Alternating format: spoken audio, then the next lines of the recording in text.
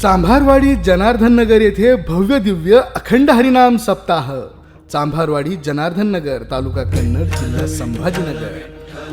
भव विकास महाराज पाटील यांच्या भव्य मार्गदर्शनात समस्त ग्रामस्थ मंडळी, भजनी मंडळ तसेच युवक मंडळ चांभारवाडी जनार्दन नगर. प्रेक्षेपण आपल्या आवडत्या मराठी हॉटस्पॉटवर. श्री गुरुचरण सरोज रजनिज मनु मुकुर सुधारी बरनहु रघुबर विमल जसु जोदाय कुफल चारी. शुद्ध बीजा पोटी फळे रसाळ गोमटी. मुखी अमृताची वाणी देह देवाचे कारणी. प्रस्तुत प्राप्तस्थळी प्राप्त प्रसंगी अखिल कोटी ब्रह्मांड नायक कर्तुम अकर्तुम अन्यथा कर्तुम परात्पर परमात्म्याच्या सेवेकरता गायलेला अभंग.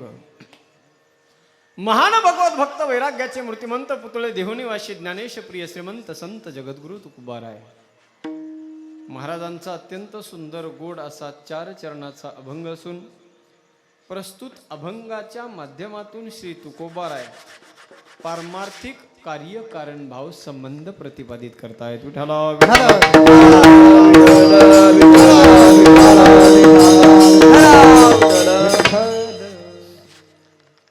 भगवान परमात्म्याच्या असीम कृपा आशीर्वादाने साधू संतांच्या परम कृपेने आपल्या या पुण्य पावन नगरी अर्थात चांभारवाडी गावामध्ये प्रतिवर्षाप्रमाणे याही वर्षी अतिशय आनंदमय वातावरणामध्ये भगवान हनुमंतरायाच्या या पवित्र प्रांगणामध्ये दिव्य आणि भव्य स्वरूपामध्ये हा अखंड हरिनाम सप्ताह तथा कीर्तन महोत्सव याही वर्षी अतिशय आनंदमय वातावरणामध्ये संपन्न होतो आहे. चालू वर्षाची प्रथम दिवसाची वाङ्मयीन सेवा समस्त ग्रामस्थ मंडळींच्या वतीने आपल्या या कार्यक्रमाचे मार्गदर्शक माझे परमस्नेही परममित्र हरिभक्तपरायण श्री विकास दादा यांच्या करवी आपल्या या कार्यक्रमाचे ज्या कार्यक्रमासाठी अत्यंत मोलाचं योगदान ज्यांचं असतंय, हा कार्यक्रम आनंदमय होण्यासाठी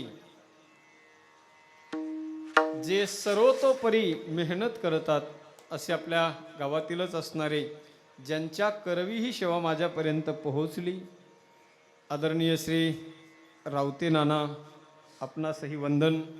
त्याचबरोबर आदरणीय आमचे दादा, आपण सर्व ग्रामस्थ मंडळी, पुरुष मंडळी, सर्व भक्तिमती माता आणि विशेषतः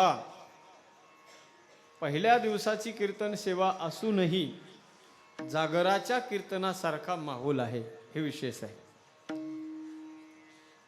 आणि पहिलाही आणि शेवटचा सारखाच असतो. आम्हाला जर कोणी तारखेसाठी फोन केला, आम्ही विचारतच बसत नाही आता पहिला दिवस आहे का शेवटचा आहे. कोणताही घाला, पण घाला एक. आणि विशेषतः पहिल्या दिवशी एवढे सगळे गुणवान मंडळी भेटणं, नाना ते सुद्धा कीर्तनकाराचं परम भाग्य आहे. कारण कोणतंही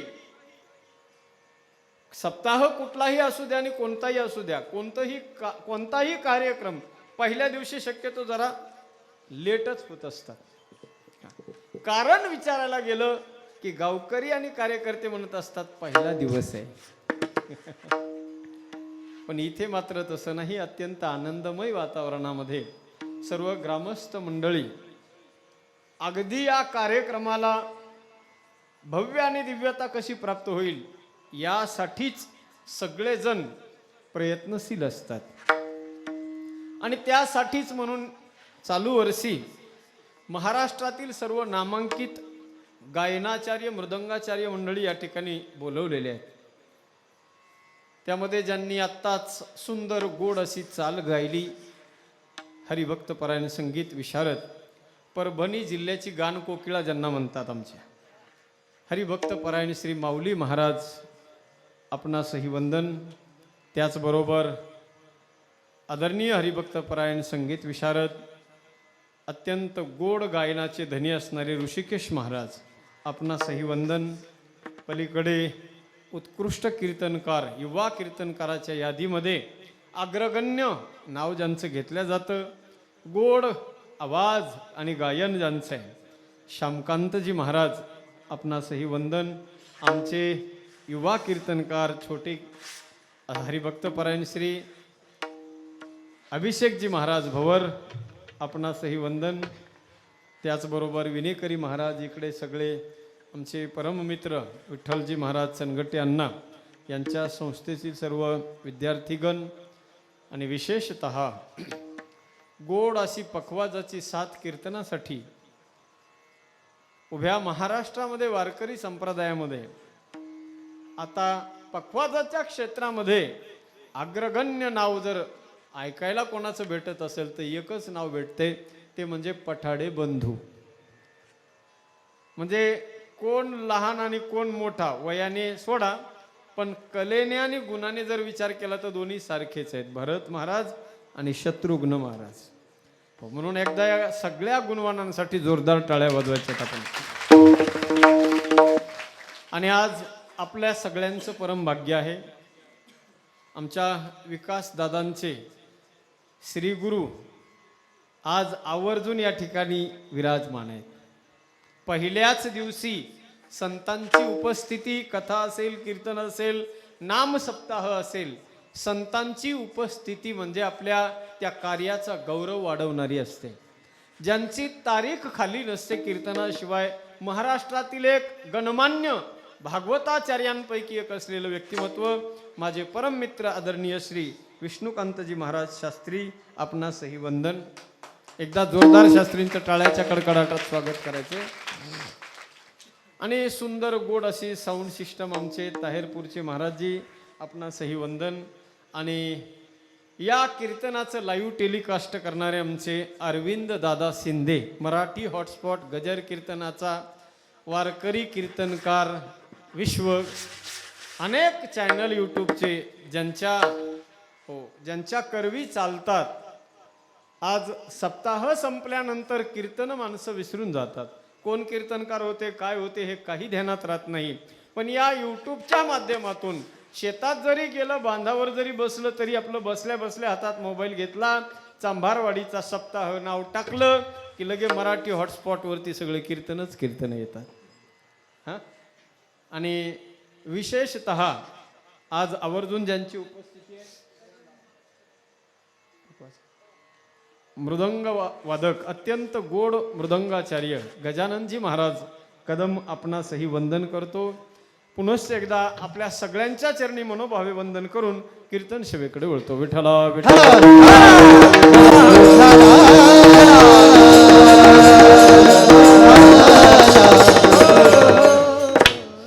आता इथून पुढे आपल्याला कीर्तनासाठी अर्धा तास राहिलेला आहे. अर्ध्या तासामध्ये आपल्याला जेवढं चांगलं कीर्तन सांगता येईल आणि ऐकता येईल त्याचा आपण प्रयत्न करायचा आहे. अगदी अंतकरणाची कानं करून सगळ्यांनी कीर्तन ऐकायचे. हो, मला कल्पना आहे, मला जाणीव आहे, पावसाचं वातावरण असताना सुद्धा तुम्ही फार दूरवरून, वस्तीवरून, अनेक आपल्या शेतात काही लोक राहतात, तिथून आपण सगळेजण कीर्तनासाठी आलाय. अगदी फ्रेश अंतकरणाने, प्रसन्न चेहऱ्याने सगळ्यांनी कीर्तन ऐकायचंय. विठ्ठला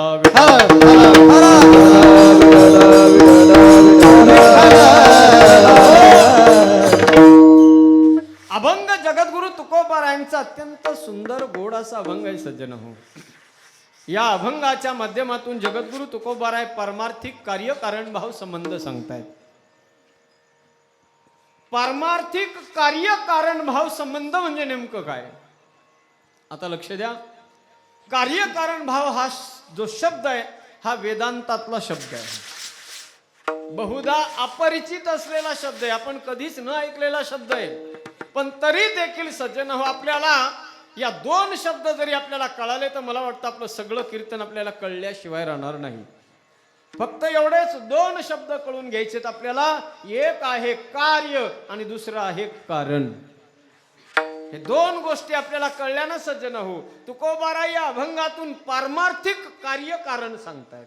आता कार्य कारण म्हणजे नेमकं काय, त्यासाठी शास्त्रकारांनी अनेक प्रकारची उदाहरणं दिलेली आहेत. अनेक उदाहरणं सांगून मी तुमचा आता वेळ घेणार नाही, पण अगदी धावत्या वेगामध्ये सांगून जाईल. शास्त्रकार त्या कार्यकारण भावाचा परिचय करून देत असताना तुम्हाला आम्हाला दोन प्रमुख उदाहरणं देतात. एक घटाचं आणि दुसरं पटाचं. शास्त्रकार म्हणतात घट म्हणजे गाडगं. जे गाडगं ते गाडगं एक कार्य आहे. कार्य आपल्या मानवी जीवनातल्या अनेक प्रकारच्या दैनंदिन गरजा भागवणारं गाडगं, त्याला शास्त्रीय शब्द आहे घट. आपण सुद्धा सगळेजण त्याला घट म्हणतो, पण फक्त 9 दिवसासाठीच. एरवी आपण त्याला घट म्हणत नाही. नवरात्राच्या काळामध्येच फक्त त्या गाडग्याला आपण घट म्हणतो, एरवी नाही. आपण काही माणसं त्याला गाडगे म्हणतात, काही माणसं त्याला मडकं म्हणतात, अनेक त्याचे नाव आहे. आता ऐका, ते जे तो जो घट आहे सज्जन हो, ते कार्यरूपाने प्रगट झालेला घट अनेक गरजा भागवतो. शास्त्रकार म्हणतात ते घट म्हणजे कार्य आहे. मग जर घट कार्य असेल, ते गाडगं जर कार्य असेल, तर त्याला काहीतरी कारण असलं पाहिजे. गाडग्याला कारण काय हो? गाडग्यासाठी कारण, गाडग्यासाठी सुद्धा कारण आहे. प्रत्येक कार्याला दोन कारण आहेत. एक उपादान कारण आणि दुसरं निमित्त कारण. गाडग्याचं उपादान कारण काय सज्जन व्हाय का? गाडगं बनवण्यासाठी लागणारं जे रॉ मटेरियल आहे, माती, लीद, हवा, पाणी, या सगळ्या गोष्टी एकत्रित करून त्याला हो बनवल्या जातं. ते गाडगं त्याचं उपादान कारण हे सगळं बाकीचं मटेरियल आहे. आणि ते सगळं मटेरियल एकत्रित करून त्या गाडग्याला आकार देणारा जो आहे कोण? हा, कुंभार. म्हणजे गाडगं बनवण्यासाठी कुंभारच पाहिजे असं काही नाही. आता आजकाल आकाशदादा कोणता व्यवसाय करण्यासाठी कोण पाहिजे तसं काही राहिलंच नाही. आता मला फार आनंद वाटला, तुमच्यासारखे जुने जाणकार माणसं आज महाराष्ट्राच्या अगदी गल्लीपासून दिल्लीपर्यंत जेवढे कीर्तनकार आहेत, त्या प्रत्येक कीर्तनकारांचं डायरेक्ट कनेक्शन, अगदी जिव्हाळ्याचे संबंध ज्यांचे आहेत ते आमचे आकाशदादा आहेत. महाराष्ट्रातल्या कोणत्याही कीर्तनकार, अगदी सामान्य कीर्तनकारापासून सातारकरापर्यंत, इंदोरीकरापेक्षा पुढे सातारकर याच्या बाबतीत, म्हणून सांगितलं. आजकाल माझा सांगण्याचा भाव हा आहे सज्जन हो, की या जगामध्ये कोणता व्यवसाय, कोणता कार्यक्रम करण्यासाठी कोण पाहिजे, त्याला काही आता मर्यादा राहिल्या नाहीत. परमार्थाचा पहिलं अक्षरही ज्यांना माहिती नाही, ते लोक सुद्धा सप्ताहाचं नियोजन करायला लागलेत. मग तेच तारखा घेणार, कोणाच्या घ्यायच्या, अधिकारी पुरुष आहे का अनाधिकारी आहे, आता हे त्यांना काय कळणार आहे? परमार्थाचा प सुद्धा ज्याला कळत नाही त्यांना काय कळणार आहे? सगळं कीर्तन काय असतं? बस मनोरंजन झालं पाहिजे, टाइमपास झाला पाहिजे, वा लोकांनी म्हणलं पाहिजे काय कीर्तनकार आणले होते, एकच नंबर, बस उड्या हानीत गेले पाहिजे लोक बी घरी. मग त्यांचं वाटोळं का व्हायना?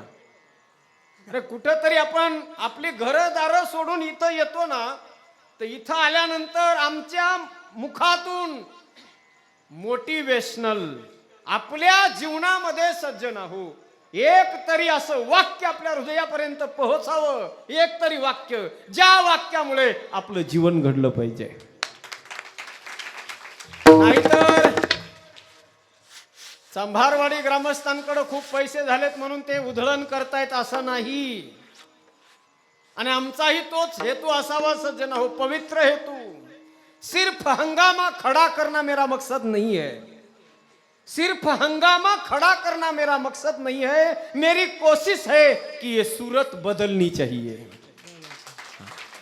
कुठंतरी बदल झाला पाहिजे सज्जन हो, मायबाप हो.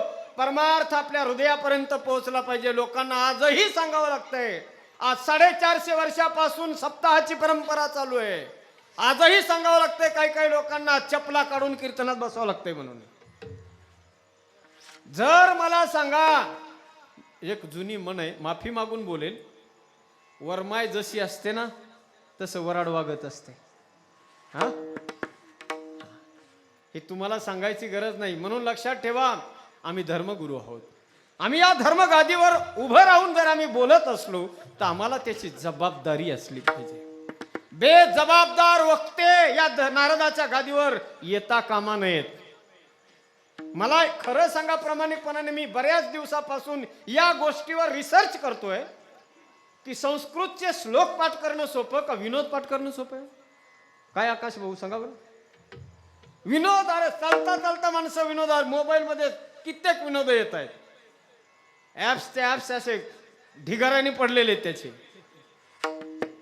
पण माझा बोलण्याचा हेतू एवढाच आहे सज्जन हो, की या परमार्थाचा हे पवित्र कार्य करत असताना सुद्धा अनधिकारी लोक याच्यात घुसलेत.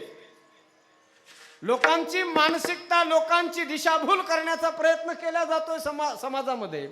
परमार्थ ज्ञानोबाराय तुकोबाराय आदी करून संत लोकांच्या दारापर्यंत पोहोचले पाहिजे. सावता महाराजांसारखे संत, अरे कळावं या लोकांना परमार्थ करायचा आहे म्हणजे काही तुम्ही अंगावर भगवे वस्त्र धारण करायचे तसं नाही. संन्यासी झालात म्हणजेच परमार्थ होईल असं नाही. म्हणून मला वाटतं माझ्या महाराष्ट्रातल्या प्रत्येक साधूने, प्रत्येक संत, बोटावर मोजण्यासारखे ज्ञानोबारासारखे संत जर सोडले तर महाराष्ट्रातले प्रत्येक संत गृहस्थी संत आहेत सज्जन. माझ्या संतांनी हे दाखवून दिलं, कामामध्ये काम, काही म्हणा. सगळे माणसं तुम्ही सज्जन हो, एकदा नाही हजारदा वंदन आहे माझं तुम्हाला. अहो, आम्ही फक्त 2 तासासाठी बोलायला इथे येतो, बाकी दिवसभर 22 घंटे आम्ही काहीच करत नाहीत. पण तुम्ही 12 घंटे शेतात राबून सुद्धा परमार्थाच्या प्रेमापोटी मायबाप तुम्ही इथे येऊन 2 तास बसताय. म्हणून हृदयापर्यंत काहीतरी चांगलं पोहोचलं पाहिजे. चांगलं बाजार नकोय. परमार्थाचा सुद्धा बाजार आहे, सगळाच बाजार झालाय आज. म्हणून माझी हात जोडून विनंती आहे सज्जन हो, तुम्ही आज जे नेतृत्व दिलंय ना आमच्या आकाश दादांकडं, अत्यंत योग्य नेतृत्व तुम्ही दिलेलं आहे.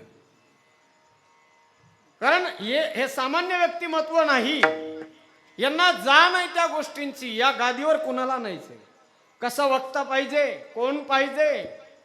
नाहीतर माफी मागून बोलेल आमचे काही वरिष्ठ मंडळी संप्रदायातले म्हणतात, मी स्वतः त्यांच्या मुखातून ऐकलेलं आहे की पहिले जुन्या काळामध्ये तमाशे असायचे आणि तमाशामध्ये नृत्य करणाऱ्या नृत्यांगणा असायच्या. त्या नृत्यांगणेच्या अंगावर लोक पैशाची उधळण करायचे. पण आता त्यांना पैसे तमाशावाल्याला लोक देत नाहीत. म्हणून झालं असं सज्जन हो, तमाशातली भूक भागवण्यासाठी तमाशे बंद पडलेत. आता तमाशातली भूक भागवण्यासाठी काही बोटावर मोजण्यासारख्या काही लोकांनी तमाशातली भूक भागवण्यासाठी माध्यम निवडलं परमार्थाचं. म्हणून माफी मागून बोलेल सज्जन हो, कोणतं काम कोणी करावं त्याच्यासाठी तसं तर योग्यच माणूस पाहिजे. पण आज सद्यस्थितीला जर विचार केला तर कोणता व्यवसाय कुणी करावा याच्यासाठी मर्यादा राहिलेले नाही नानासाहेब. आता मर्यादा नाहीत. कोणताही व्यवसाय कुणीही करू शकतं. हा आपला सगळा विषय याच्यावरून चाललेला आहे की गाडगं बनवण्यासाठी कुंभारच पाहिजे असं नाही, आहे का नाही. पहिलं जुन्या काळामध्ये भाजीपाला, तरकारी हे सगळं करायचं कोण करायचं? माळी समाज करायचा. भाजीपाला हे सगळ्या फळ भाज्या या सगळ्या हा व्यवसाय सगळा माळी समाजाचा असायचा. ते प्रेमाने आपलं म्हणायचे सुद्धा, आमुची माळी याची जात शेत लावू बागायत आम्हा हाती मोठ नाडा पाणी जाते फुल झाडा. अहो माझ्या सावता महाराजांनी काय गोड हे सगळं दिशा आपल्याला दाखवली आहे. जीवन जगत असताना काही वेगळं करण्याची गरज नाही. आपला जो सधर्म आहे, देवानं आपल्याला जे कार्य दिलेलं आहे आणि सांगून जाईल या जगामध्ये हे जातीपाती हे सगळे ना हे कशाने पडल्यात, हे काय पहिल्यापासून आलेले नाहीत. गुण कर्म विभागशः भगवान परमात्मा म्हणतात प्रत्येकाच्या गुणानुसार, प्रत्येकाच्या कर्मानुसार भगवान परमात्म्याने प्रत्येकाच्या वागण्यानुसार त्या जातीमध्ये माणसांना डिवाइड केलेलं आहे. हे वरून आलेलं नाहीये, ही सगळं आपल्या आपल्या वागण्यानुसार आहे सज्जन हो. तसा जर विचार केला तर जन्मात जायते शूद्रहा. शास्त्रकार सांगतात जो जन्माला आला, आईच्या पोटी ज्यानं जन्म घेतला तो ब्राह्मण समाजातला जरी असला तरी तो पहिला शूद्र आहे. कारण आईच्या पोटी जन्म घेतला ना तर पहिला तो शूद्र आहे. आणि नंतर त्यानंतर हो मौंज विधी अगदी आधी करून हो व उपनयन संस्कार करून हो संस्कारात द्विजोच्चते, त्याचे संस्कार केले जातात. उपनयन संस्कार तुम्ही आम्ही कुणी बी करू शकतो. शास्त्रीजी आम्ही ज्या वेळेला हरिद्वार ऋषिकेशला तिकडे शिकायला असायचो तेव्हा आमचे गुरुदेव मंडळी मोठा यज्ञ करायचे आणि त्या यज्ञाच्या बाजूला मग सगळ्या विद्यार्थ्यांना बसवायचे. मंत्रोच्चार व्हायचा. हरि ओम अनु भद्राः क्रतवो यन्तु विश्वतो दब्धासो अपरिसास उद्भिदः देवानो जथा गुंग्रातिरभिनो निवर्तताम् देवान आयुः प्रतिरन्तु जीवसे तान् पूर्वयानि विदाहु महे वयं भगं मित्रमदितिं दक्षमस्त्रिधम् अर्यमणं वरुणगुं सोममस्विना सरस्वतीनः सुभगामयस्करत् तन्नो वातो मयो भुवास्तु वेखजं तन्माता पृथिवी तत्पिताद्योः तद्ग्रावाणः सोमसुतो मयो भुवस्तदस्विना शृणुतं धिष्ण्या जुवम् हरि ओम. 20 वर्षापूर्वी हे कंठस्थ केलेले. म्हणजे आम्ही काय आता पंडिताई करत नाही, आम्ही पूजा विधी करत नाही, आम्ही कीर्तनच करतो. आता स्वतः आमचा वेश असा असल्यामुळं बऱ्याच वेळेला जशी जाकी रही भावना जैसी आणि हमारी मूरत देखी तीन तैसी. आमचा वेश असा आहे. बॅग घेऊन जर कुठे एखाद्याने पाहिलं, आमच्या हातात बॅग दिसली, गाडी लावून एखाद्याच्या घरी जाताना आपल्या हातात बॅग दिसली की रस्त्यातच माणसं भेटतात. ओ बाबा थांबा ना, हो आमचा हात बघा ना काय म्हणते, आमचं भविष्य बघा ना. तर काही लोकांना आम्ही भविष्यकार दिसतो, त्याला काय करावं. काही लोकांना भविष्यवाले म्हणतात आम्हाला लोक. ज्याची जशी कल्पना तसं आम्ही त्यांना दिसतो. माझा सांगण्याचा तात्पर्य अर्थ असा आहे मायबाप, या जगामध्ये जातीपाती काही नाही. जातीपाती कुल धर्म बढाई, धन बल परिजन गुण चतुराई. माझा परमात्माही हे काहीच पाहत नाही. म्हणून माझा सांगण्याचा भाव एवढाच आहे की या जगामध्ये कोणताही व्यवसाय कोणीही करू शकतं. गाडगं बनवण्यासाठी कुंभारच पाहिजे असं नाही. गाडगं बनवण्याचं ज्ञान, त्याचं नॉलेज कुणालाही जरी असलं तरी तो बनवू शकतो. आज जर आपण बघायला गेलो ना तर नाना, आज चांगल्या स्टँडर्ड लोकांच्या मार्केटमध्ये चपला बुटाच्या दुकान आहेत. स्टँडर्ड लोकांच्या आहेत. कोणता व्यवसाय कुणी करावा त्याला काही मर्यादा नाही. पण गाडगं बनवण्यासाठी कुंभारच पाहिजे असं नाही. पण कुणी ना कुणीतरी असणं गरजेचं आहे. त्याला निमित्त कारण. मला सांगा, आपल्या या गावामध्ये सुंदर हा ज्ञानयज्ञ सप्ताह चालला आहे. हा सप्ताह काय विनाकारण आहे का? मला वाटतं विनाकारण आहे. तुम्हाला काय वाटतंय आकाश दादा? विनाकारण नाही. तुम्हाला काय वाटतंय बाबा? हा सप्ताह मला वाटतंय विनाकारण आहे. या सप्ताहाला विनाकारण आहे. हा कळते काहीला आता कळन, काहीला सकाळी कळन. सप्ताह हा विनाकारण नाही, सप्ताहाला विनाकारण आहे. सप्ताहाला विनाकारण आहे. काही गावामध्ये म्हणतात सप्ताह सुरू झाला की मग काही गावात शत्रुघ्न महाराज लोक म्हणतात आमच्या गावामध्ये सप्ताह उभा राहिला. काही गावात म्हणतात आमच्या गावात सप्ताह बसला. काहीच्या गावात बसतो, काहीच्या गावात उभा राहतो. काही गावामध्ये असं म्हणतात. म्हणण्याच्या त्या रीती आहेत. काही गावात म्हणतात आमच्या गावात पारायण सुरू झालंय. पारायण सुरू झालं.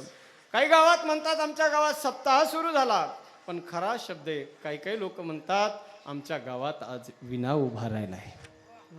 विना उभा राहिलाय कारण विनयाला जो दर्जा आहे सप्ताहामध्ये सज्जन हो, तेवढा दर्जा मला वाटतं कशालाच नाही. त्याचं कारण आपण हेडिंगवर नाव दिलेलं आहे. काय नाव आहे? भव्य दिव्य अखंड हरिनाम सप्ताह. अखंड या शब्दावर जरा जोर द्या, कारण त्याच्यामध्ये कसल्याच प्रकारचा नाही खंड, म्हणून त्याचं नाव अखंड. कोणताच खंड नाही त्याच्यात, असं म्हणायचंय त्या नाव टाकणाऱ्यांना. पण मला सांगा, प्रत्यक्षात जर सप्ताहामध्ये बघायला गेलो आपण तर सगळे खंडच आहेत. काशी खंड,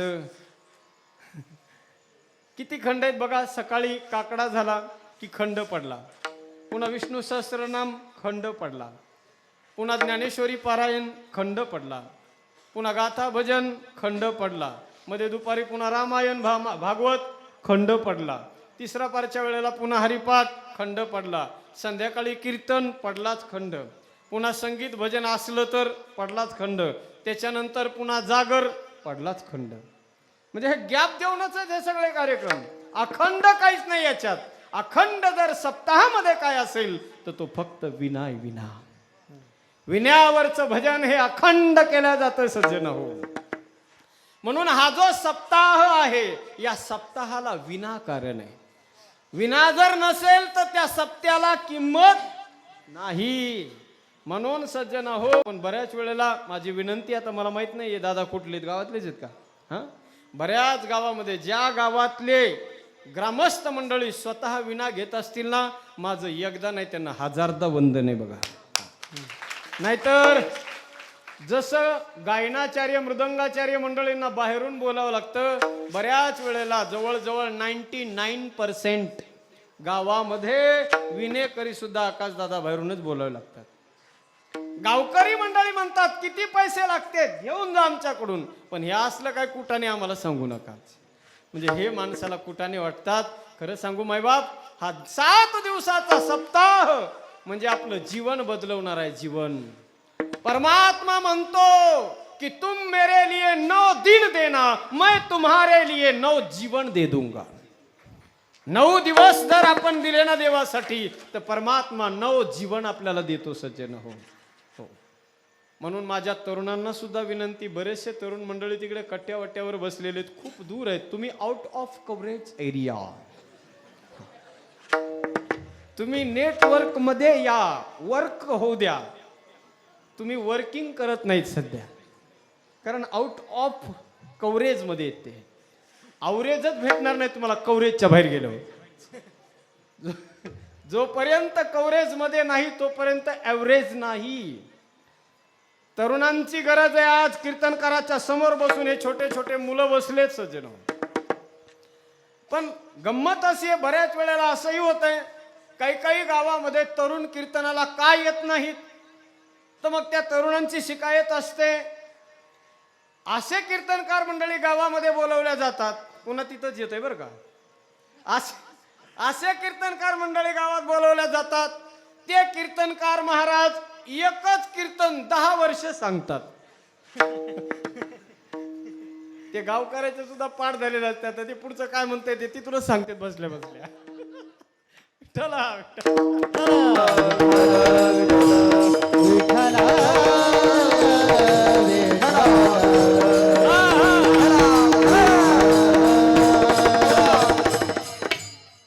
कोणतंही कार्य असू द्या सज्जन हो, प्रत्येक कार्याला काहीतरी कारण आहे. आता इकडं माझ्याकडे लक्ष द्या. जसं हा घट सज्जन हो एक कार्य आहे, त्याला कारण आहे, तसं संत म्हणतात हे जग हे सुद्धा एक कार्य आहे.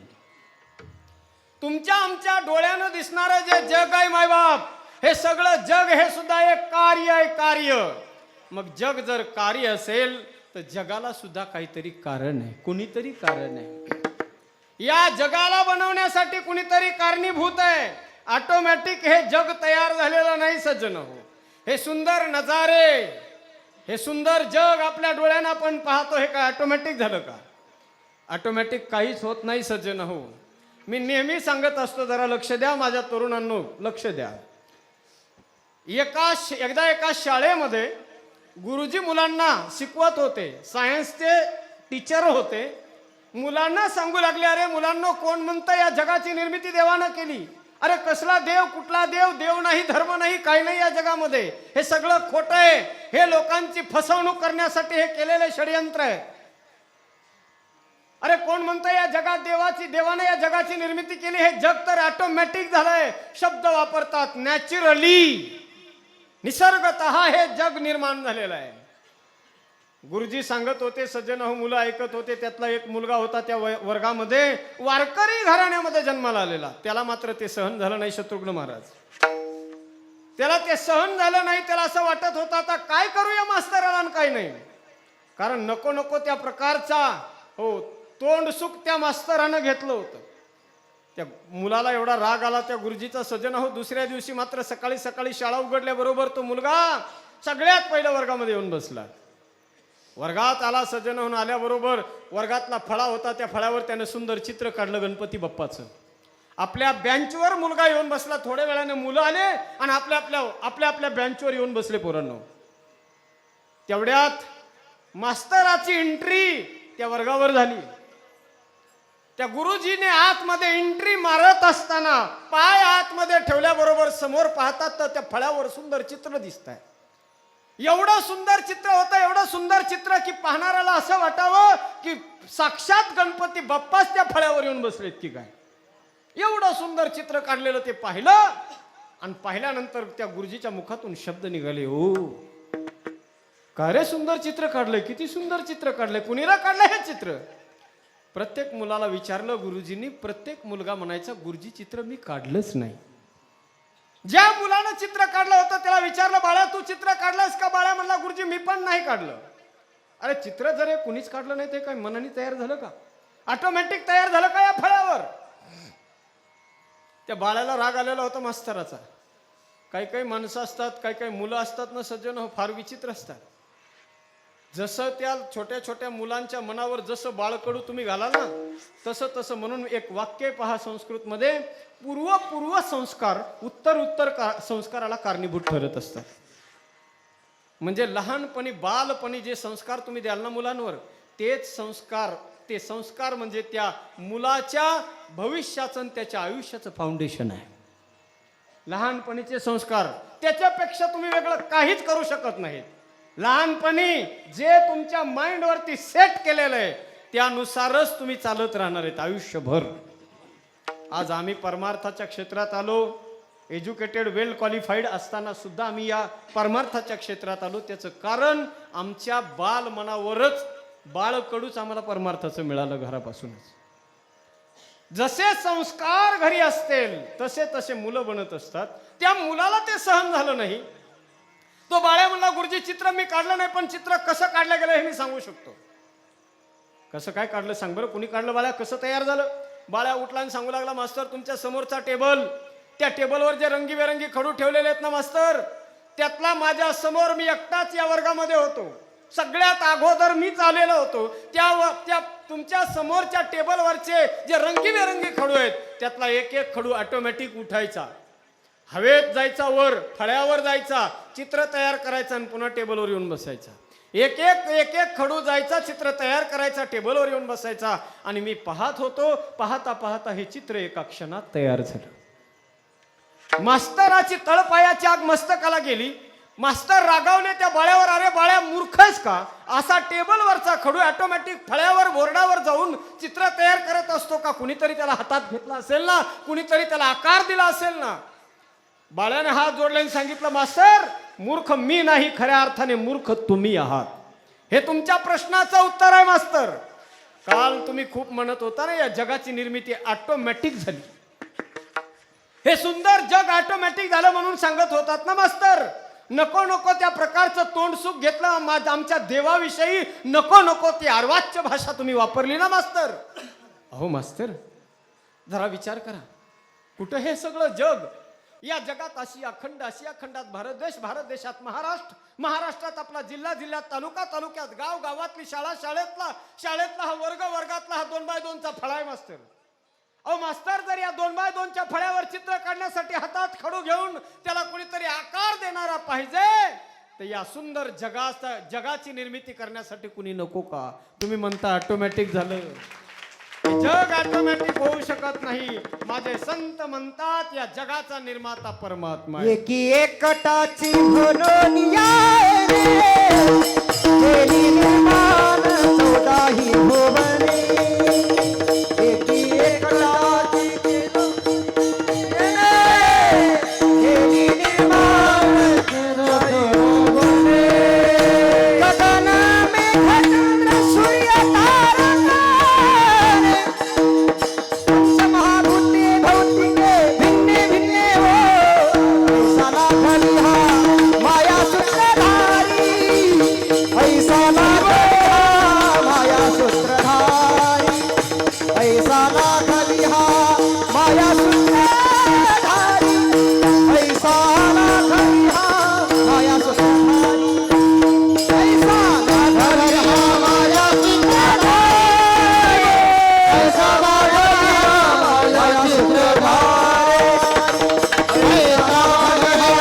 माया सूत्रधारी, ऐसा लाखली हा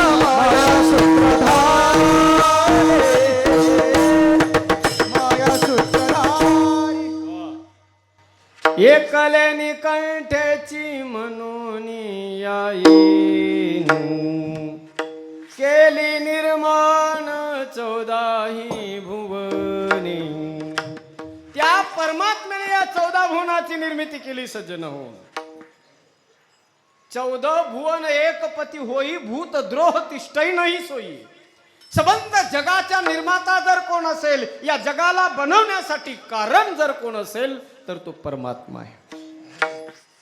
काही माणसं म्हणतात, महाराज किती दिवस परमार्थ केला, आयुष्याच्या आयुष्य खर्च झालं, पण महाराज त्या देवाची नामची भेटच होत नाही, तो देव दिसतच नाही हो. आजपर्यंत असा कोणी ठामपणे छाती ठोकपणे सांगतही नाही कोणी की मी त्या परमात्म्याला सकाळी पाहिलंय, मी त्या परमात्म्याला दुपारी पाहिलंय, त्या देवाचं रूप मी पाहिलंय. मग का हो महाराज, काही माणसं म्हणतात तो देव दिसतच नाही का? अहो कोण म्हणलं देव दिसत नाही? परमात्मा दिसत नाही असं नाही सज्जन हो.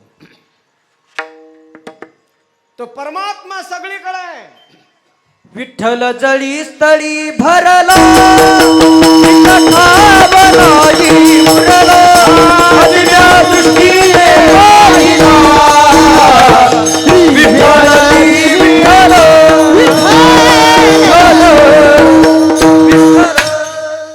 अनेक प्रमाणात देता येतील. हरिव्यापक सर्वत्र समाना. ट्रबल कमी झाला भैया, नुसता बेस झालाय. हरिव्यापक सर्वत्र समान, प्रेम ते प्रगट होई मै जाना. सगळीकडे परमात्मा आहे. तो परमात्मा नाही असं ठिकाण नाही, पण आपल्याला जर त्याला पाहायचं असेल तर परमात्मा असाच आहे हे सांगता येत नाही. त्याला बघण्यासाठी आपली दृष्टी शुद्ध होणं गरजेचं आहे. जर आपली दृष्टी शुद्ध झाली तर जगातल्या प्रत्येक सुंदर गोष्टीमध्ये भगवंताचं रूप दिसतंय. आकाश महाराज, जर आपली दृष्टी आपली नजर जर शुद्ध असेल तर सगळं आपल्याला परमात्ममय दिसतंय. जड चेतन गुण दोषमय विश्व किन्न करतार. जिधर देखता हूं उधर तुम ही तुम हो, न जाने मगर किन ख्यालों में तुम हो. तुम्हें देख कर ये ख्याल आ रहा है कि जैसे फरिश्ता कोई सो रहा है. परमात्मा जिधर देखता हूं उधर तू ही तू है, न जाने मगर किन ख्यालों में तू है. परमात्मा सगळीकडे सज्जन हो, फक्त ती नजर असली पाहिजे. माझ्या संताकडे ती नजर होती. आपल्या महाराष्ट्राचे एक संत होऊन गेले, राष्ट्रसंत तुकडोजी महाराज. अत्यंत निसर्गप्रेमी सज्जन हो. हे सुंदर जे निसर्ग दिसतो ना, आता हिरवळ झालेली सगळीकडे. अगदी फुलांनी फळांनी सजलेली नटलेली झाडं जर आपण पाहिले, सुंदर नजारा पहा सज्जन हो. राष्ट्रसंत तुकडोजी महाराज दिवस निघण्याच्या वेळेला सकाळी सकाळी दररोज एखाद्या तलावाच्या किनाऱ्यावर जाऊन बसायचे. त्याच्या अवतीभोवती ते फुलांनी सजलेली झाडं, ते सुंदर निसर्गरम्य नजारा त्यांनी पाहायचा आणि त्यांच्या मुखातून शब्द निघायचे. हर देश में तू, हर भेस में तू, तेरे नाम अनेक तू एक ही है. सागर से उठा बादल बनकर, बादल से फटा वर्षा बनकर, फिर नहरे बनी नदियाँ गहरी, तेरे भिन्न प्रकार तू एक ही है.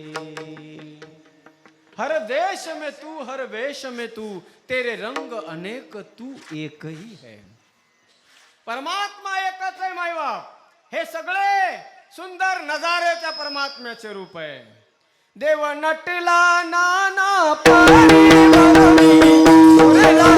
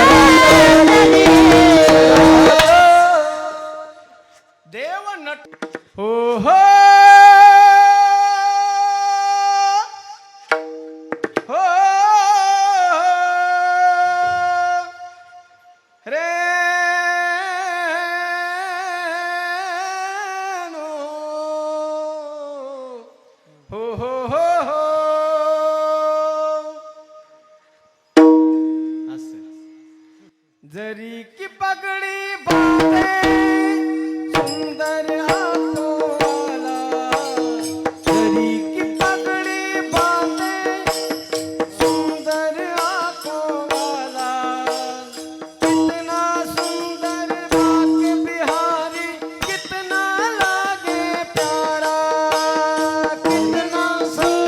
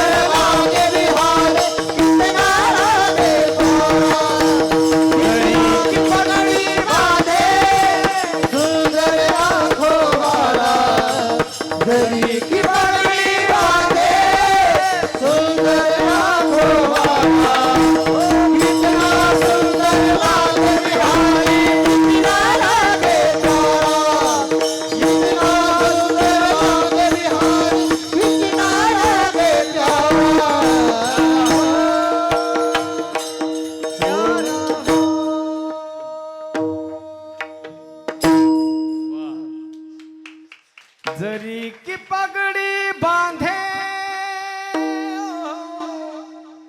सुंदर आंखों वाला,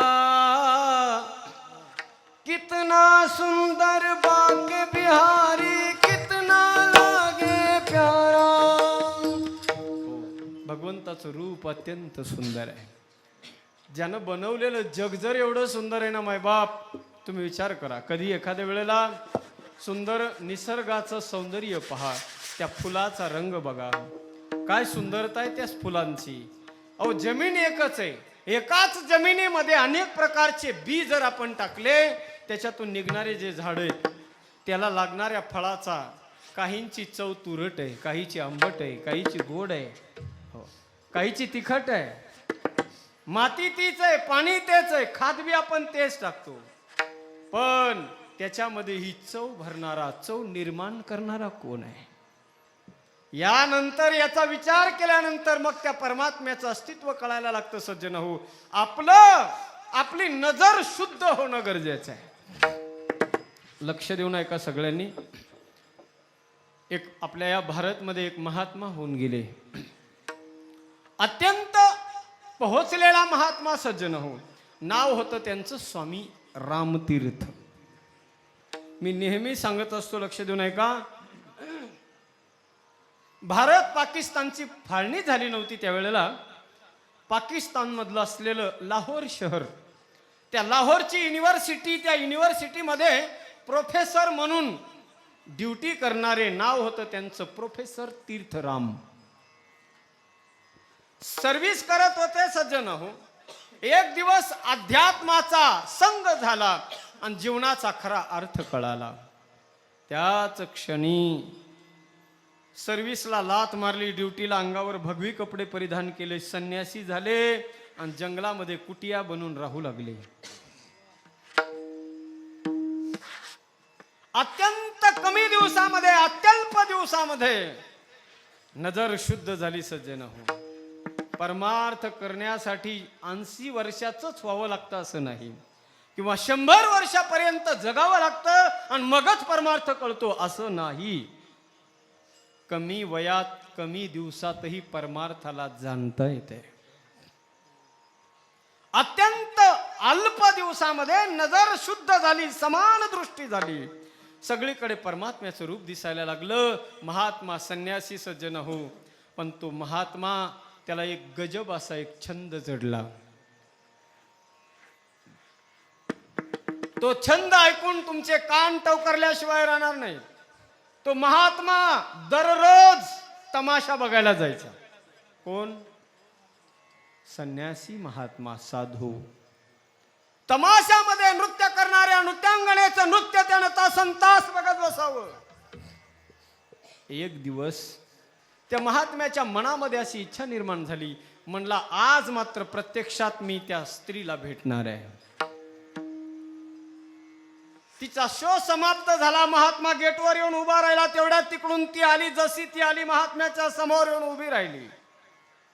महात्मा तिच्याकडे नखशिखांत पाहत होता. तेवढ्यात महात्मा आपल्याकडे पाहतोय हे तिला कळल्यानंतर त्या नृत्यांगणेच्या मुखातून शब्द निघाले.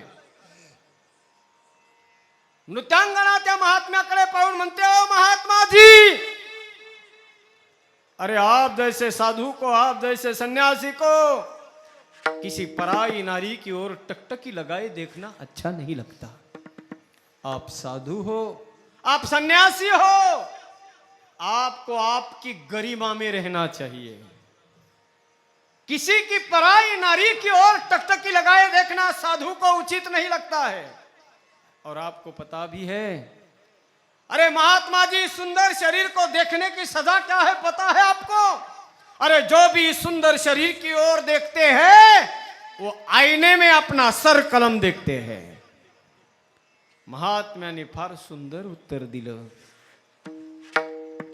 सगळ्यांनी लक्ष देऊन ऐका. महात्मा म्हणतो त्या नृत्यांगणेला की हे नृत्यांगना, अरे ना मुझे तुम्हारे इस सुंदर शरीर की जरूरत है, ना मुझे तुम्हारे इस खूबसूरत हुस्न की जरूरत है.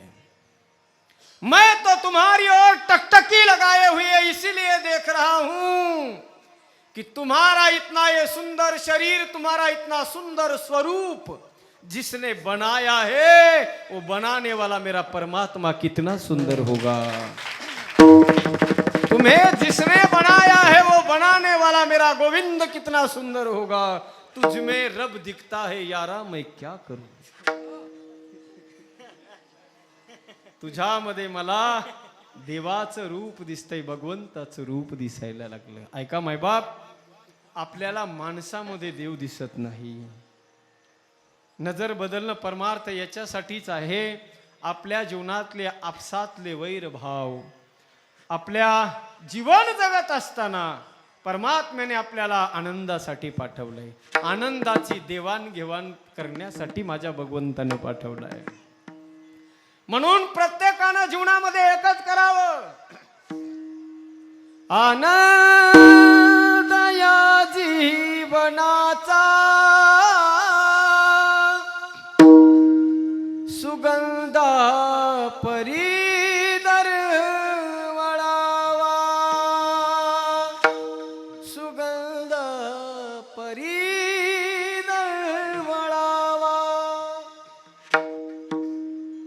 पाव्यातला सूर जैसा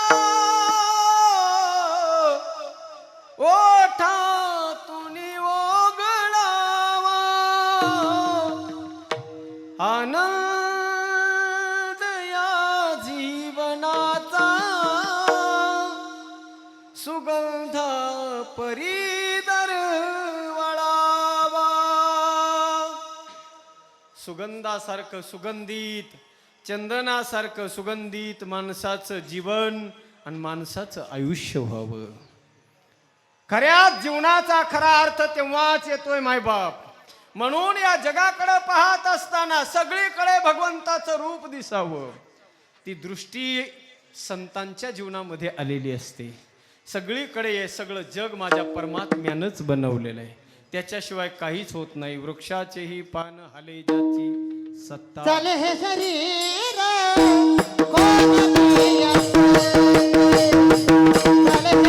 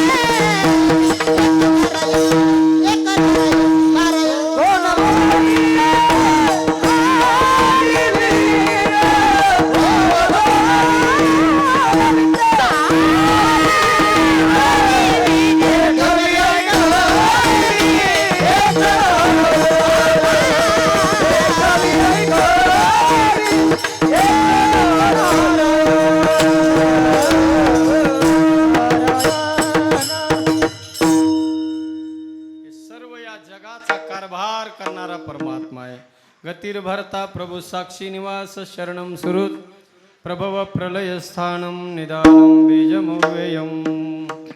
या जगाची स्थिती, उत्पत्ती आणि विनाश या तिन्ही गोष्टीला कारणीभूत आमचा परमात्मा आहे।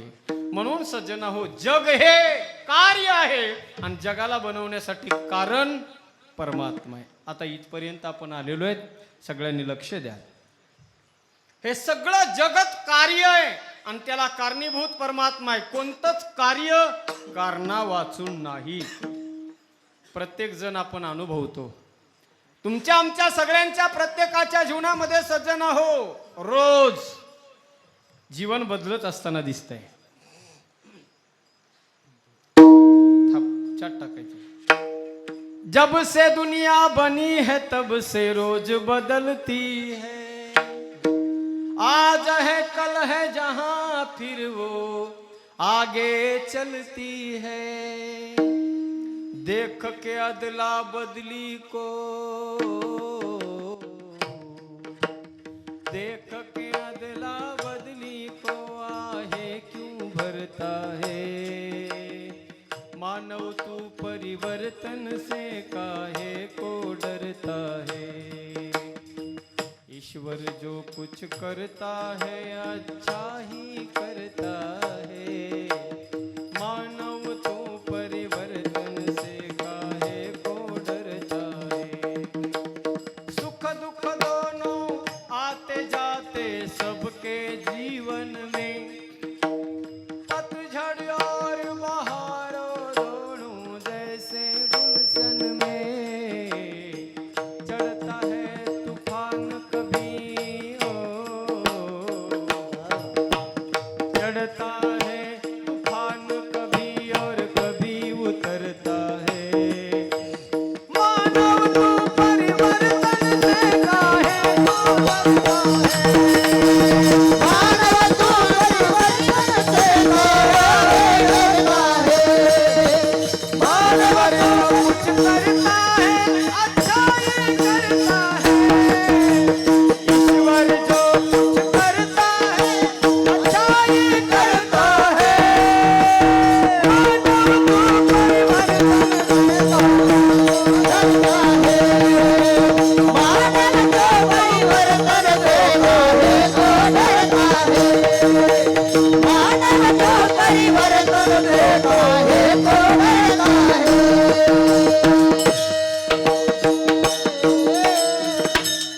वाह, टाळे वाजवा एकदा जोरदार सगळ्यांनी. क्या बात आहे. एवढे अवघड शब्द कधीच न ऐकलेले आणि एवढ्या हाय लेवलच्या पट्टीमध्ये म्हणायचं सोपं काम नाही. षडजात डायरेक्ट वरच्या पट्टीमध्ये. मला वाटतं या पट्टीतून माणूस घसरला का पुन्हा डबल पट्टीत येणार नाही. त्या इतकं उंच म्हणायचं म्हणजे आत्मा बाहेर पडन माणसाचा. सोपं काम नाही. जीवन जगत असताना सुख दुख दोनों आते जाते सबके जीवन में. प्रत्येकाच्या जीवनात कधी सुख आहे आणि कधी दुःख आहे. मला सांगा, या जगामध्ये कायमस्वरूपी सुख कोणाच्याच जीवनात नाही आणि कायमस्वरूपी दुःख सुद्धा कोणाच्या जीवनात नाही. दुःख जीवनात कधीच येऊ नये असं वाटत असताना सुद्धा ते आल्याशिवाय राहत नाही आणि सुख जीवनातून कधीच जाऊ नये असं वाटत असताना ते गेल्याशिवाय राहत नाही. प्रत्येकाच्या जीवनामध्ये काय येतं सुख आणि काय येतं दुःख. ऐका कान उघडे ठेवून.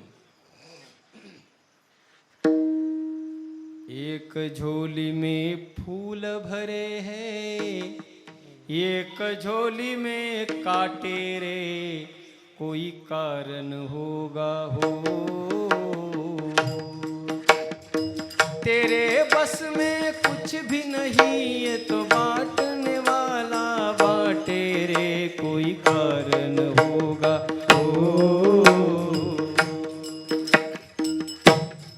एकाच्या झोळीमध्ये फूल आहेत आणि एकाच्या झोळीत काटे आहेत. काटे. एक झोली में फूल भरे हैं, एक झोली में काटे, कोई कारण होगा. काहीतरी कारण आहे. विनाकारण कोणाच्या झोळीमध्ये फूल पडत नाहीत आणि विनाकारण कोणाच्या झोळीत काटे येत नाहीत. विनाकारण कोणाच्या जीवनात सुख येत नाही, विनाकारण कोणाच्या जीवनामध्ये दुःख येत नाही. त्याला सुद्धा कारण आहे. नाग भी डसले तो मिल जाए किसी को जीवन दान, और चिट्ठी से भी मिट जाएगा किसी का नाम निशान. अरे कोई कारण होगा. काहीतरी कारण आहे माय बाप. काय येतं जीवनात सुख आणि काय येतं दुःख. जर आपल्या हातून आपल्या जीवनामध्ये कधीतरी पाप घडलं असेल तर त्या पापाचा परिणाम आहे दुःख. आणि जर तुमच्या आमच्या जीवनामध्ये सुख पुण्य जर आपल्या हातून घडलं, चांगलं कर्म जर आपण केलं, तर आपल्या जीवनात कधीच ते सुख आपल्यापासून दूर जाणार नाही. जीवन जगत असताना जर आपण आपल्या हातून जर आपल्याला दुःखच येत असेल तर समजून घ्यावं आपल्या जीवनात आपल्या हातून कधीतरी पाप घडलेलं असेल. जर ते पाप घडलं ना मायबाप तर ते पाप त्याचा परिणाम कधी सोडत नाही. कुणालाच ते चुकलेलं नाही.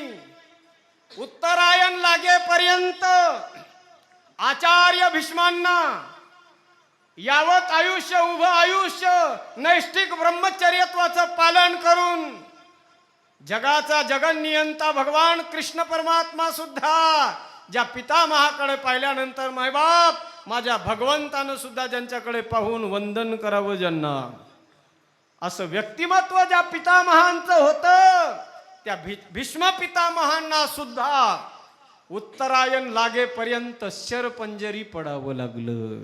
का? त्याचं कारण होतं सज्जनो, रस्त्यानं चालत असताना एक मरणासन्न अवस्थेमध्ये पडलेला सरडा. त्यांना वाटलं रस्त्याने चालता चालता कोणाचा पाय त्याच्यावर पडेल म्हणून बाणाच्या टोकावर त्याला घेतलं आणि रस्त्यातून बाहेर दूर फेकावं म्हणून त्याला असं बाजूला टोकावर धरून फेकलं.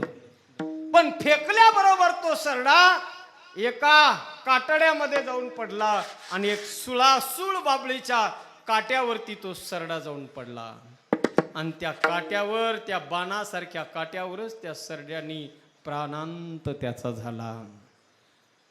त्याचा परिणाम सज्जन हो मरणाच्या शेवटच्या क्षणी आचार्य भीष्मांना सुद्धा हो आपल्या कर्माचा हिशोब पूर्ण करावा लागला. भीष्माचार्य सोडा भीष्माचार्यांना जगाच्या बापाला चुकला नाही.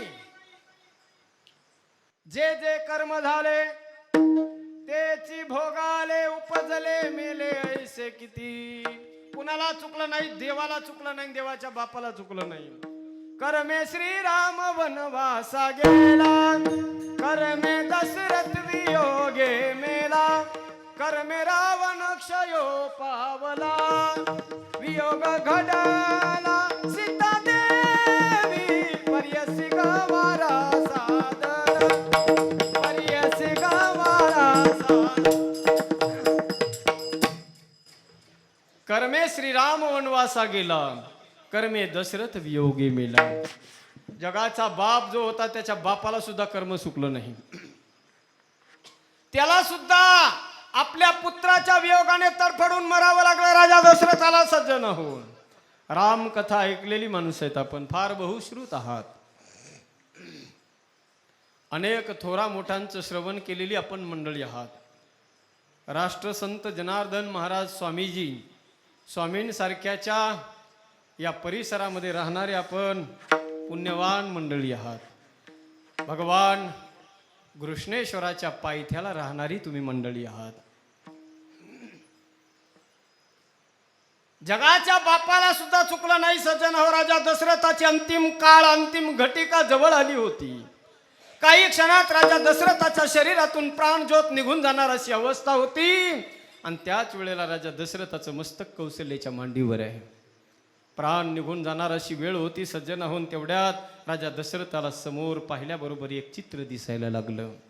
दशरथाच्या डोळ्यासमोर एक चित्रपट उभा राहिला. चित्रपट दशरथ महाराज अंतकाळाच्या वेळेला म्हणू लागले, अगं अगं कौशल्ये, कौशल्ये बघ कौशल्ये, समोरच्या भिंतीवर एक भयंकर चित्र दिसतंय मला. कौशल्यने म्हणावं, नाही महाराज मला काहीच दिसत नाही. शेजारी सुमंत उभा आहे, सुमंता तुला दिसतंय का बघ बाबा. नाही महाराज मला पण काही दिसत नाही. आपल्या जीवनामध्ये सज्जन हो आपल्या अंतकाळाच्या वेळेला आपल्यालाच आपल्या जीवनाचं चित्र दिसत असतं. राजा दशरथाला शापित चित्र दिसायला लागले. दशरथ महाराज म्हणतात, बघ कौशल्य त्या समोरच्या भिंतीवर एक जोडपं दिसतंय. ते म्हातारे मायबाप मला शाप देत आहेत. कौशल्य शाप देत आहेत ते मला. ते शापित चित्र मला दिसतंय. राजा दशरथाला शापित चित्र दिसायला लागलं सज्जन हो. आपल्या जीवनामध्ये आपल्याला जर शापित चित्र बघण्याची वेळ येऊ नये असं वाटत असेल तर आपल्या जीवनामध्ये एक तरी चांगलं पवित्र काम आपल्या हातून घडणं गरजेचं आहे. जीवन मिळालं ना आपल्याला, हे सुंदर आयुष्य मिळालं ना, कधी जाईल सांगता येत नाही. पाण्याचा बुडबुड आहे सज्जन हो, कधी नष्ट होईल सांगता येत नाही. हे आयुष्य आपलं जर चांगल्या मार्गाला लागावं असं वाटत असेल, या जीवनाचं सोनं व्हावं वाटत असेल ना मायबाप, तर लक्षात ठेवा आपल्या आयुष्यामध्ये एक तरी चांगलं पवित्र काम आपल्या हातून होणं गरजेचं आहे. मला कोणाचं काही घ्यायचं नाही, मला याची अपेक्षा नाही पुढच्या वर्षी तुम्ही कीर्तनाला बोलवा किंवा नका बोलवू, पण माझी अगदी तळमळीनं विनंती एकच असेल मायबाप, की आपल्या प्रत्येकाच्या तुमच्या आमच्या जीवनामध्ये, अरे आम्ही सुद्धा जीवन जगतोय, तुम्हीही जीवन जगता, कोणाचा भरोसा आहे या जगामध्ये. कालच्या या कोरोनाच्या काळामध्ये अनेक कोट्याधीश लोक स्वतःच्या पायानं चालत गेले हॉस्पिटल पर्यंत, पण पुन्हा वापस आले नाही. ते तर नाहीच आले, पण त्यांची राखही मागे नाही आली. म्हणून लक्षात ठेवा, जीवन जगत असताना एक चांगलं काम करा. ज्या कामाकडे पाठीमागे वळून पाहत असताना आपल्या जीवनात आपल्याला आनंदानं जगाचा निरोप घेता यावा. एखाद्या गरीबाला जर भोजन मिळत नसेल तर 2 वेळेचं भोजन त्याच्या घरी नेऊन द्या, त्याच्यासारखं पुण्य नाही. एखाद्या गरीबाला राहण्यासाठी घर नसेल, त्याच्या झोपडीवर 2 पत्र जर आपण नेऊन टाकू शकलो सज्जन होतं, त्याच्यासारखं मोठं पुण्य नाही. एखाद्या गरीबाच्या मुलाचं ऍडमिशन 2-5 हजार रुपयासाठी चांगल्या शाळेमध्ये चांगल्या स्कूलमध्ये होत नसेल, देवानं आपल्याला भरभरून दिलंय ना, तर त्या गरीबाच्या मुलाचे आशीर्वाद आपण घेतल्याशिवाय राहू नका. 2-5 हजाराची मदत त्या गरीबाच्या मुलाच्या ऍडमिशन साठी करून आपण जर त्याच्या पुढच्या भावी आयुष्यासाठी हातभार लावला तर आयुष्यभर तो मुलगा तुमचे उपकार कधी विसरणार नाही. एखाद्या गरीबाच्या मुलीचं लग्न मायबाप 10-5 हजारासाठी जर मोडणार असेल, देवानं आपल्याला भरपूर दिलंय, तशा गरीबाच्या मुलीच्या लग्नासाठी 10-5 हजाराची आपण जर मदत करू शकलो ना मायबाप, तर या जगात त्याच्यासारखा मोठा परमार्थ दुसरा कोणता नाही. जेणेकरून अंतकाळाच्या वेळेला त्या गरीबाची मुलगी, तो गरीबाचा मुलगा तुमच्या डोळ्यासमोर दिसेल, ती गरीबाची मुलगी तुम्हाला म्हणेल, तिच्या मुखातून शब्द निघतील, ती म्हणेल, जा सावकार, या गरीबाच्या मुलीचे आशीर्वाद तुमच्या पाठीशी आहेत सावकार, आनंदाने या जगाचा निरोप घ्या. सावकार, ज्या वेळेला माझं लग्न जमलं होतं त्या वेळेला माझा गरीब बाप तुमच्या दारात आला होता सावकार. माझ्या गरीब बापानं तुमचे पाय धरले, तुम्हाला विनंती केली की सावकार 10 हजारासाठी माझ्या मुलीचं लग्न मोडतंय सावकार. आज आलेली वेळ भागून न्या सावकार, 1 रुपया ठेवणार नाही तुमच्या शेतात, मोल मजुरी करेल सावकार, 1-1 रुपया मी परत करेल, पण आज आलेली वेळ भागून न्या सावकार. त्यावेळेला तुमच्या मुखातून शब्द निघाले, सावकार तुम्ही माझ्या बापाला म्हणालात का रे रामभाऊ, मुलीच्या लग्नासाठी पैसे मागतोस ना, अरे 10 हजार रुपये काय मागतो, अरे तुझी मुलगी काय आणि माझी मुलगी काय वेगळी आहे का, 10 हजार रुपये काय मागतोस, हे 20 हजार रुपये घे आणि परत देण्याचा विचार करू नको सावकार. माझा गरीब बाप त्याने ते पैसे घेतले ना, आनंदानं नाचत नाचत माझा बाप घरी आला. माझ्या बापानं घरी येऊन आनंदानं माझं लग्न लावून दिलं. आज या गरीबाची मुलगी सावकार तुमच्या आशीर्वादाने दिल्या घरी सुखाने नांदते. सावकार आनंदानं या जगाचा निरोप घ्या, या गरीबाच्या मुलीचे आशीर्वाद सदैव तुमच्या पाठीशी आहेत सावकार. एक तरी पवित्र काम आपल्या हातून घडावं माय बाप, त्या दिवशी असं समजा की आपलं जीवन धन्य झालेलं आहे. म्हणून शापित चित्र अंतकाळाच्या वेळेला बघावं वाटू नये असं वाटत असेल तर चांगलं कर्म करणं गरजेचं आहे. दशरथ राजाने म्हणावं, कौशल्ये गेलो होतो दिवसभर शिकार शोधण्यासाठी, शिकार सापडली नाही असं वाटलं. दिवसभर चरायला गेलेली जनावरं संध्याकाळच्या वेळेला पाणी पिण्यासाठी तळ्यावर येतील. झाडावर तळ्याच्या काठावर बसलो, लक्षवेधी बाण तयार केला, कानावर बुडबुड बुडबुड असा आवाज आला. बुडबुड कमंडलूच्या शब्दी ध्वनी उमटली सन्निधी. दशरथे केवळ शब्दवेधी बाण वेगे विंधिला. कौशल्य बुडबुड बुडबुड आवाज आला. मला वाटलं एखादं सावज असेल म्हणून मी बाण सोडला. जसा बाण सोडला मला वाटलं सावध असेल, तेवढ्यात आई म्हणून किंचाळी कानावर आली. आणि माझ्या लक्षात आलं कौशल्य तिथे सावज नव्हतं, तिथे श्रावण होता.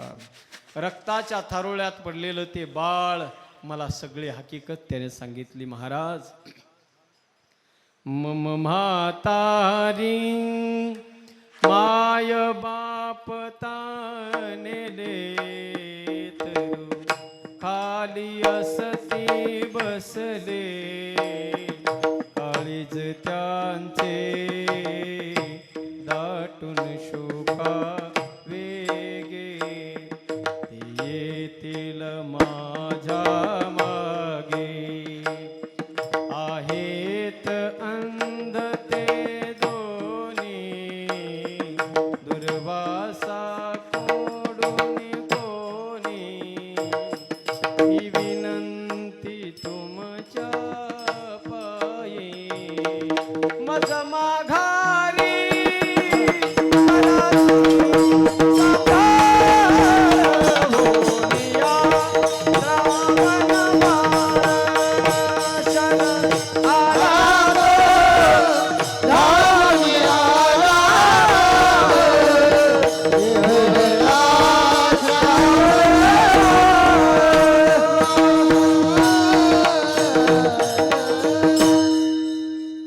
राजा दशरथाला सज्जन हो सगळी कहाणी ऐकली आणि दशरथ महाराज जेव्हा त्या बाळ श्रवणाच्या म्हाताऱ्या मायबापाकडे पाणी घेऊन गेले त्या म्हाताऱ्या मायबापाने शाप दिला अरे राजा आमासी दिदले पुत्र दुःख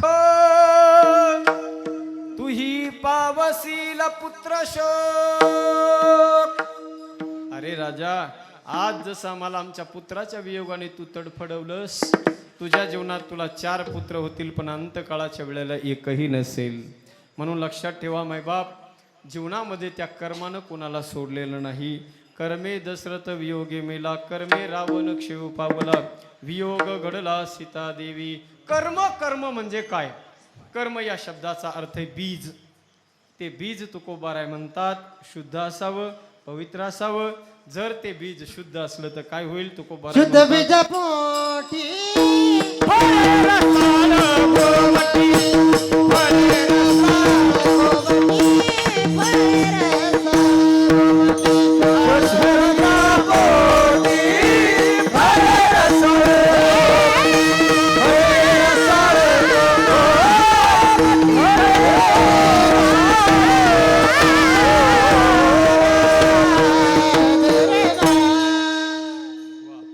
तुकोबाराय म्हणतात बीज जर शुद्ध असेल तर फळ एक नाही अनेक मिळतील त्यातलं पहिलं फळ सांगितलं काय मुखी अमृताची वाणी कोणतं बीज नेमकं कंठामध्ये धारण करायचं बीजाचे अनेक प्रकार आहेत पण तुकोबाराय म्हणतात भगवंताचं नामरूपी बीज कंठामध्ये तुम्ही धारण करा काय होईल परिणाम नाम ज्याच्या मुखात आहे त्याची वाणी अमृतासारखी अमृताहुनी गोड नाम तुझे देवा नाम तुझे देवा पहिलं फळ आहे मुखी अमृताची वाणी दुसरं फळ देह देवाचे कारणी तिसरं फळ सर्वांग निर्मळ चौथं फळ चित्त जैसे गंगाजळ आणि असा जो महात्मा आहे नामधारक अखंड भगवंताचं नाम घेणारा महात्मा तुकोबाराय म्हणतात तुका म्हणे जाती तुका म्हणे जाती तुका म्हणे जाती तुका म्हणे जाती